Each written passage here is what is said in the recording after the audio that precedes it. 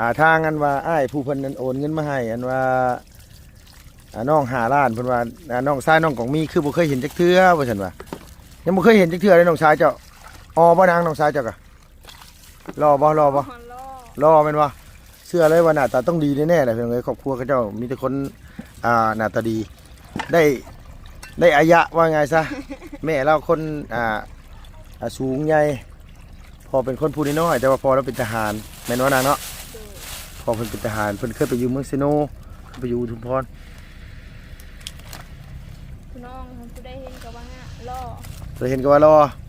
เอื้อยก็คือกันนะผู้ใดเห็นก็ว่างามขี้ไล่ไก่นี่ไก่3 สายพันธุ์เด้อนางเด้อมันอย่างเหนียวเนี่ยเด้อล่ะเด้อต้องต้มไว้โดนๆเนี่ยเด้อต้องต้มไว้โดนจนขั่วฉันจะโน้ไปแห้งแห่นซ้ำสิแห่นพี่น้องเอ้ยซื้อให้น้องคน2 ตัวเพราะว่า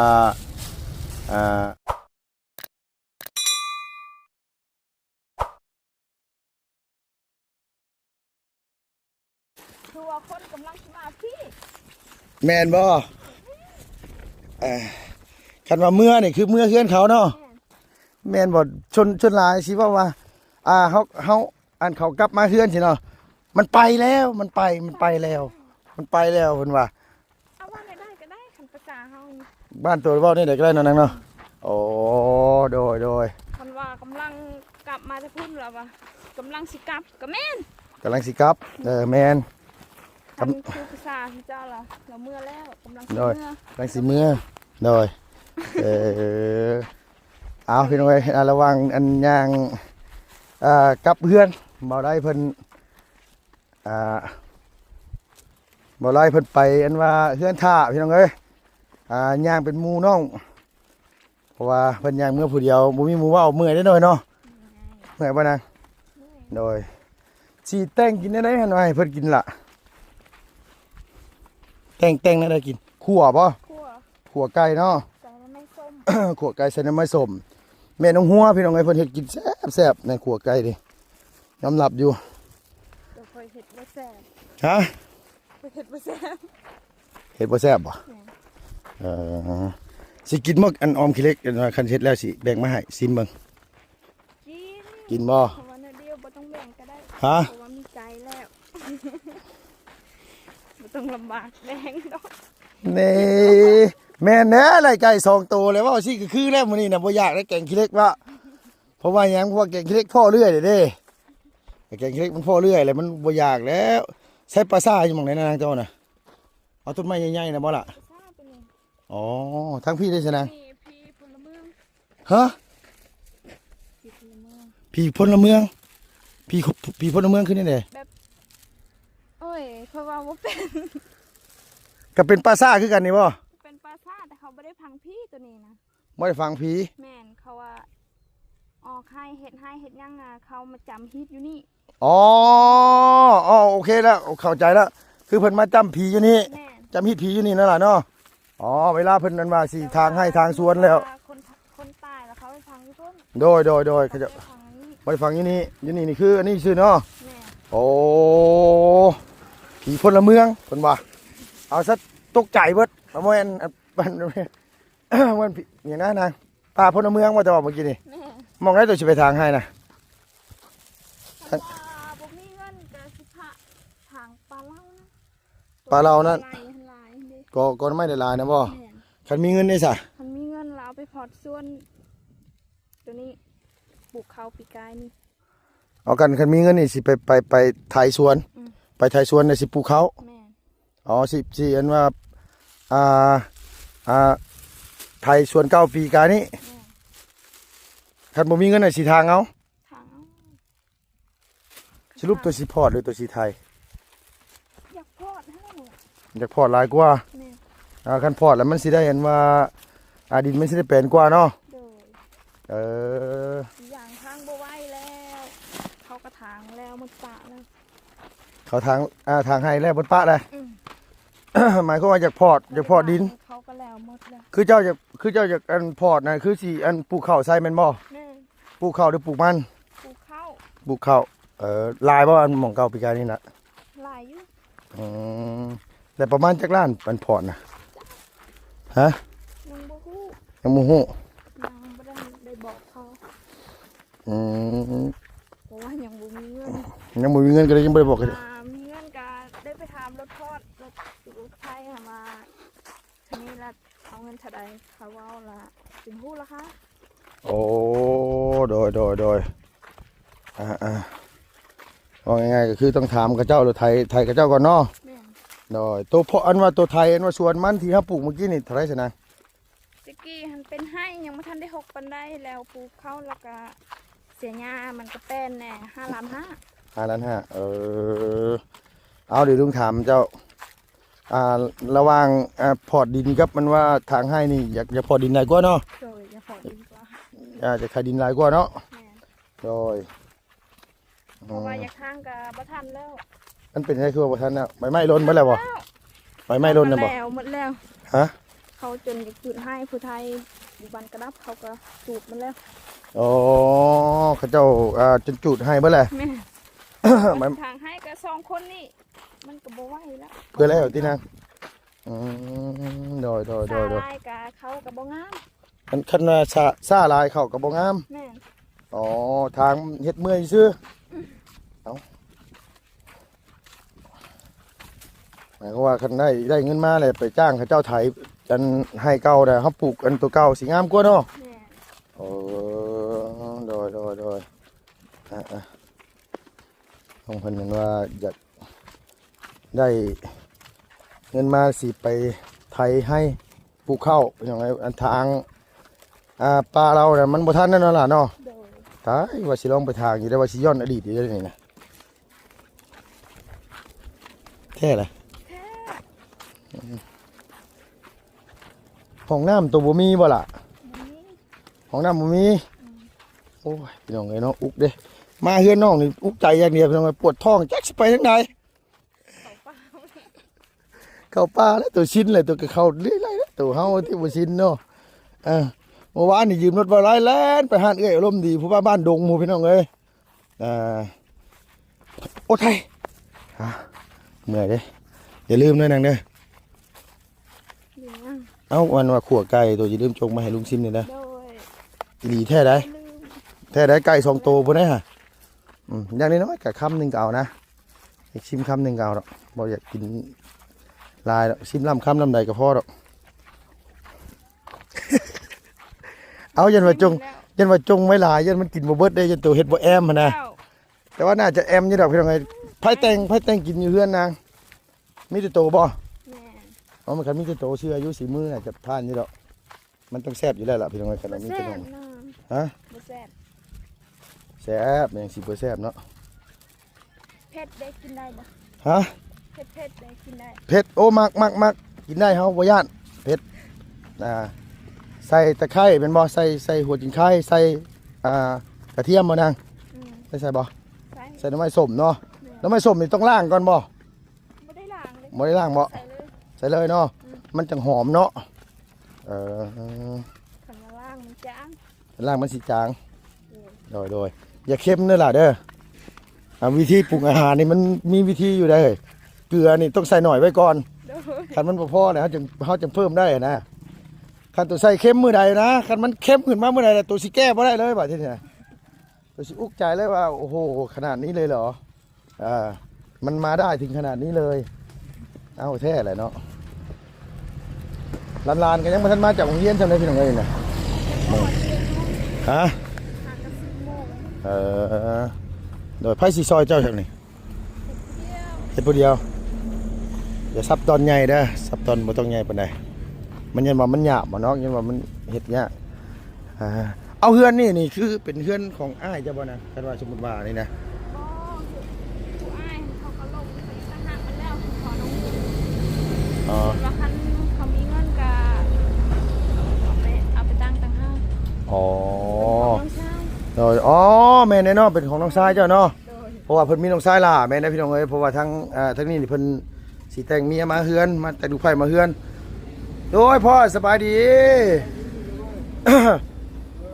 โดยสบายดีซื้อไก่มาไม่เฮ็ดให้อันว่าเขาเจ้ากินไปแต่งให้เขาเจ้ากิน ซื้อมา2โตวโดยกินได้อยู่บ่ไก่เจ้าน่ะ ได้อยู่เนาะ อืม กินไปละ เฮานี่สิเอานี่เมื่อเฮ็ดกินขี้เล็กแกงขี้เล็ก คักแล้ว เนาะ ปลาแดกใส่ มีใส่ปลาแดกนะพ่อเนาะ โอ้ยคักเลย ใส่กระดูกหมูนะพ่อเนาะ โดยแน่นละ เราลุมกินแกงขี้เล็กใส่กระดูกหมูได้พี่น้องเอ้ยบ่ใส่กระดูกหมูเขาเจ้าก็กินบ่แล้วอีกยารู้แล้วเจ้าเอ้ยแต่งกินอยู่นี่เนาะเฮ้ยเนาะ แต่งกินอยู่นี่นะ อืม เหนื่อยก้มลงแบบนี้ตลอด โน่ลำบากเลยนี่นะอันนี้แม่นยังสนางเบิ่งด้วยเปิดดูหน่อย นี่แบบ โดยอ๋อออมปลามือเศร้านี่ใส่ได้ไม้สมเฮ็ดแบบนี้บ่สิออมไก่แบบนี้บ่ แม่ เออครัวเอาเนาะปลาเห็ดให้มันแห้ง โดยคันว่านั่นน่ะมันสิบ่แซ่บ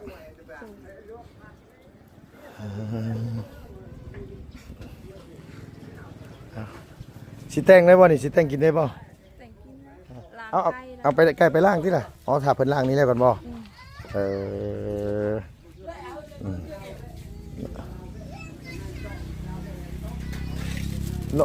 คือเฮือนนี่คันว่าน้องชายได้เมียก็ต้องเอาแต่งเมียแล้วมาเฮือนนั่นน่ะเนาะก็เป็นก็คือต้องได้อ่าออกจากเฮือนตัว ออกได้เหือนแล้วดูทรายมันมีเหือน YouTube ไง YouTube ไง ดูเราเข้านั่น ที่เราเข้าอ่ะดิ แค่พันป้ายอยู่ค่ะ เอาได้ลูกได้ผัว ยาก ฮะ อยากได้ที่สุดตอนนี้ก็คือเหือน เฮ้ยคือเฮือน เหือนยังก็บ่ได้คิดอยากได้ บ่อยากได้เฮือน อยากได้เหือนเป็นของตัวเองสบาย อ๋ออยู่ก็เป็นของตัวเองเนาะ แม่อยู่เป็นของตัวเอง ทาง สิอยู่สิกินก็สบาย ทางแต่ให้หันมันสิได้ว่าเฮือนได้ถามตัวนี้ จ้า บ่ นี่บ่ได้คิดอยากได้ยัง เออ ได้แต่เหือน เอาอันนี้เฮือนนี่สบายเนาะเนาะ โอ้ยสบา อั ย นนี้นี่คือเฮือนน้องเพิ่นอยู่นี่คือเฮือนมูลเฮือนมังในพี่น้องเอ้ยนี่เนี่ยไฟฟ้าก็บ่ได้มีไส้ถามว่าหลังใหญ่บ่ก็หลังบ่ได้ใหญ่ปานใดพี่น้องเนาะก็คือเอ่าหือนหลังนี้ก็เขาเฮ็ดซอย ไผซอย เอ้ยน้องเห็น อ๋อ บ่มีเหือนอยู่แล้วก็เรามาเฮ็ดซอย พี่น้องเฮ็ดซอย แม่ อ๋อคือพี่น้องมาซอยกัน แม่ กันได้ สมมุติว่าน้องชายแต่งเมียมาเฮือนนี่ก็เขามาอยู่เฮือนแล้วก็เท่าก็ต้องหาหมองอยู่ไหม แม่ คันบ่ได้ท่านได้ผัวก็ต้องอยู่นํกันก่อนเนาะ ต้องหาหมองลี่ก่อนเนาะ จ้า ต้องหาหมองลี่หมองส้นก่อนเนาะโด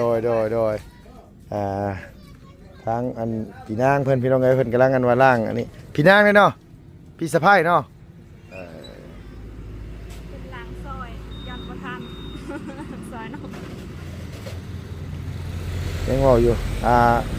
คันว่ามีบ่อเลี้ยงปลานี่คือสิใหญ่ไว้พี่น้องเอ้ยปลาเลี้ยงใส่บ่อสินะแบบว่าเฮาเลี้ยงไว้กินหั่นนะแต่มันบ่มีเงินเฮ็ดบ่เนาะพี่น้องหลายคนพี่น้องเพิ่นว่าคิ้วอีหลาเพิ่นคืองามแท้ว่าซั่นว่าคิ้วหนาขนาดเลย เวลาก็คือกัน ผู้หลาน้องชายเจ้าน่ะบ่คิ้วหนาคือกันบ่นาง คือหน้าคือกัน อ๋อบ่ได้อันนี้บ่ได้เขียนเลยบ่นี่น่ะ บ่ได้เขียน บ่ได้เขียนเลยเนาะ บ่ได้เขียน คันบ่ลกนี่แฮงหลายกว่านี้บ่ล่ะใช่คนแขนมีบ่นางคนแขนมีบ่คนแขน มีถูกหมดแล้ว ฮะ มีแต่ว่า ตัวโกนออก บ่ได้โกนออก อ๋อนี่แหละหลายคนมาน้องบ่คือคนไปปลูกมันปลูกอ้อยพี่น้องเอ้ยผิวขาวอีหลีรอ ด บ่ดำขาวไปแม่เอาไก่ไปล้างมานี่ฮะมาช่วยกันโดยให้มันอันว่าทันเพิ่นมาเด้เพิ่นมาได้ยังบ่ทันได้เฮ็ดหยังบ่ได้เด้กงมีตำข้าวว่านางหรือว่าอันว่าไปซีเอาน้อง ทำราคาปลูกมันแบบนี้เอาไปซิให้เงิน เอาต้องจ้างเพิ่นบ่ เอาจ้า อ๋อโดยต้องเพิ่นหาอันนี้ก็เพิ่นว่า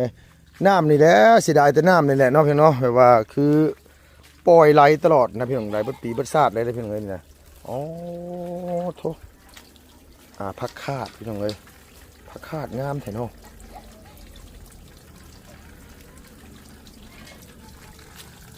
น่ะผักคาดอันว่าหม่องเพิ่นนั่งถ้วยล่างบวงใส่อมเนื้อโอ้แซ่บแท้ๆเลยพี่น้องเอ้ยเนาะ อ้ไปหิวเคียงมาแต่เทิงเฮือนพุ่น โอ้ยเป็นไอนี่เด้อพี่น้องเด้อขอโทษขออภัยหลายๆคันว่านี่พี่น้องเนาะ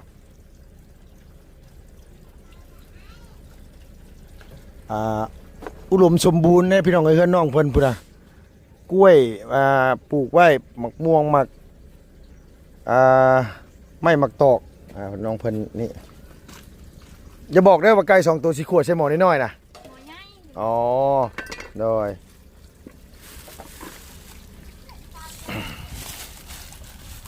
มาเบิ่งกันว่าน้องเพิ่นแต่งกินปกติก็มีแต่เจ้านั่นแหละเนาะทางอันว่าอ้ายผู้เพิ่นนั้นโอนเงินมาให้อันว่าน้อง5 ล้านเพิ่นว่าน้องชายน้องของมีคือบ่เคยเห็นจักเทื่อว่าซั่นว่ายังบ่เคยเห็นจักเทื่อเลยน้องชายเจ้าบ่นางน้องชายเจ้ากะรอบ่ ล่อ รอแม่นว่าเชื่อเลยว่าหน้าตาต้องดีแน่ๆแหละเพิ่นเอ้ยครอบครัวเขาเจ้ามีแต่คนหน้าตาดีได้อายะว่าไงซะ แม่เราคนสูงใหญ่พอเป็นคนผู้น้อยๆแต่ว่าพอเราเป็นทหารแม่นว่านางเนาะพอเพิ่นเป็นทหารเพิ่นเคยไปอยู่เมืองเซโนเคยไปอยู่อุทุมพร พี่น้องผู้ใดเห็นก็ว่าง่ะล่อ ผู้ใดเห็นก็ว่ารอเอื้อยก็คือกันนะผู้ใดเห็นก็ว่างาม ขี้ไล่ ไก่นี่ไก่3 สายพันธุ์เด้อนางเด้อมันอยากเหนียวเด้อล่ะเด้อบ่ต้องต้มไว้โดนๆเด้อบ่ต้องต้มไว้โดนจนขั่วฉันจะโอ้ยบ่แห้งแห้งซ้ำสิแห้งพี่น้องเอ้ยซื้อให้น้องเพิ่น2 ตัวเพราะว่า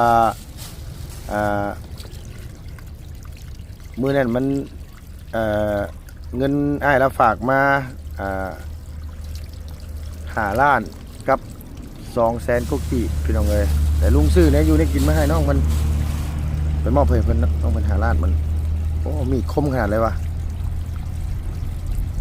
พอกินอยู่บ่2 ตัวนี่ล่ะตัวต้องแช่น้ำแข็งไว้ก่อนก็ได้นะไงคันว่าซั่นกะคันว่านั่นเด้อตำมักเพชรใส่หยังเนี่ยตำมักเพชรน่ะใส่หัวจิงไข่ได้ใส่บ่บ่ใช่ ใส่ไก่นี่ลูก ตำเพชรใส่ไก่นี่โลดเอาให้มันแซ่บเด้อบ่แซ่บ เอาก็ให้มันแซ่บเลยเนาะตัวก็เนาะตัวเป็นคนเฮ็ดเอาแซ่บๆนี่ได้เฮ้ยบ่แม่นหยังดอกพี่น้องเนาะสิได้ซีมสีมือนะน้องก็มีเท่าแรกหัวจิงไข่บ่ได้ใส่บ่นางหัวข่าบ่ได้ใส่หัวไข่ใส่หัวข่าใส่เนาะมีบ่หัวไข่หัวข่านี่มีเนาะกำลังคั่วไก่อยู่ลุงซื้อมาให้น้องเพิ่นพี่น้องเนาะ แข็ง มันยังแข็งอยู่แช่น้ำแช่ไว้ในถังก็ได้ล่ะแต่ว่ามันแข็งสิแหละมันจังซับง่ายเมื่อคืนนี่ต้มไก่ให้เบาลี่กินพี่น้องเอ้ยต้มเลยแล้วบัดวูบพี่น้องเมื่อคืนนี่หัวขมำลงไปเกือบแม่นนั่นว่าได้ไปหาหมอเมื่อคืนนี่เอาอีหลีเลยนางลุงตื่นแต่เช้าเขาเจ้าก็ให้เฮ็ดกับข้าวแต่เช้าตอนเที่ยงก็เฮ็ดตอนแลงก็เฮ็ดตอนเลิกก็ยังได้เฮ็ดอยู่น่ะจักซ้ำได้ จะดีเนาะ ฮะ จะดีแท้ ก็จะดีอยู่กับหมู่พวกเพิ่นมาเพิ่นเฮ็ดบ่เป็นลุงก็เฮ็ดให้กินเพิ่นซื้อมาก็เฮ็ดซอยกันสินะดอก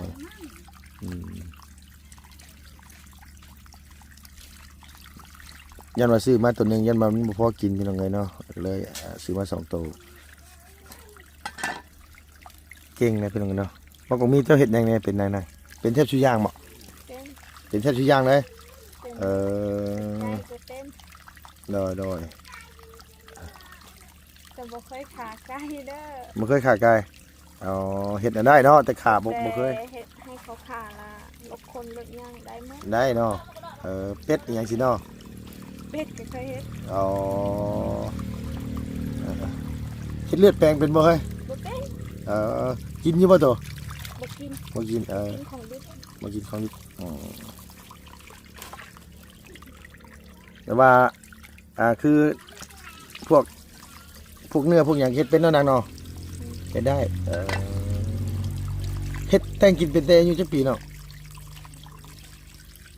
ไอ้ชิงูเนาะเฮ็ดได้แล้วก็เฮ็ดเลย เฮ็ดอะไรก็เฮ็ดเลย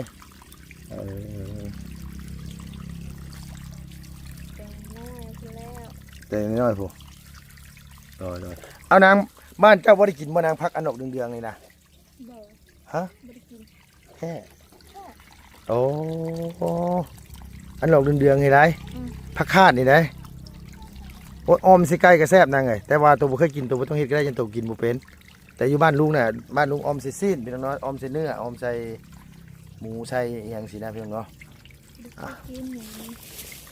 บ่คันแกงขี้เหล็กคันอยากซิมน่ะสิตักมาให้ซิมนะน้อยหนึงก็ได้น้อยหนึงก็ได้